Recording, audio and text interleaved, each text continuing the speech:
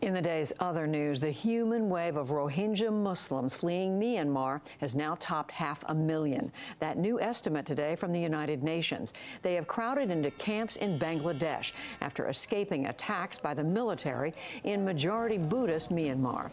The UN Secretary General warned today that it could get worse still.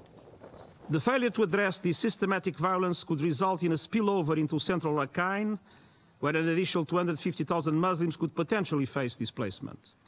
It is imperative that UN agencies and our non-governmental partners be granted immediate and safe access to all affected communities. In Washington today, more than 20 U.S. senators from both parties urged sanctions against Myanmar. In Indonesia, a volcano on the island of Bali has now forced more than 130,000 people to flee. Amid regular tremors, officials say the eruption of Mount Agung is imminent. Tourists are catching any flight available to get off the popular travel destination. Another volcano is rumbling on a tiny island in the Pacific nation of Vanuatu. Officials there have ordered all 11,000 people to leave. China today ordered North Korean-owned businesses within its borders to shut down in accordance with UN sanctions. The Chinese Commerce Ministry said that North Korean companies and joint ventures will have 120 days to comply. The sanctions aim to halt Pyongyang's weapons development by isolating it from trading partners, mainly China. The leader of the Islamic State has apparently been heard from 3 months after Russian officials said that they had killed him in an airstrike in Syria. The militant group released an audio recording today said to be Abu Bakr al-Baghdadi. He urged his followers to keep waging war in the face of military losses across Iraq and Syria. Beware of retreat or feeling defeated. Beware of negotiations or surrender. Do not lay down your arms, for Islam rises above everything, and a believer does not humiliate oneself, for God has blessed them with unification and jihad. The recording also urged ISIS militants to target what it called media centers of the infidels. The World Health Organization is warning that nearly half of all abortions worldwide, some 25 million, are done in unsafe conditions. The UN Health Agency blames limited contraception and safe abortion services in poorer nations.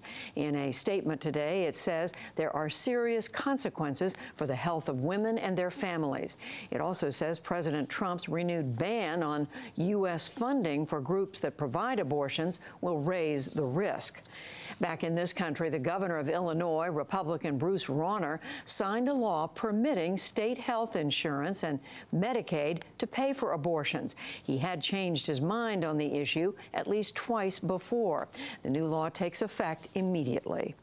The majority whip in the U.S. House of Representatives, Steve Scalise, returned to work today, more than 3 months after he was shot and critically wounded. The Louisiana Republican entered the House chamber on crutches to thunderous applause. He said he was overwhelmed by the outpouring of support from both sides of the aisle. Some people might focus on a tragic event and an evil act. To me, all I remember are the thousands of acts of kindness and love and warmth that came out of this.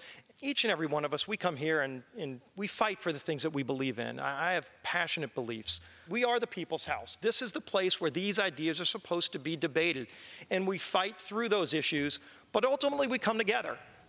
Scalise was wounded in June by a gunman during a congressional baseball practice. 2 Capitol police officers shot the assailant to death and were themselves wounded. President Trump's health secretary, Tom Price, says that he will reimburse the federal government for his costly private travel and change his ways. That follows reports that he's taken at least 26 charter flights since May, costing more than $400,000. Price will pay about $52,000 for his seats on those flights. Yesterday, Mr. Trump said that he's not happy with Price over the flights.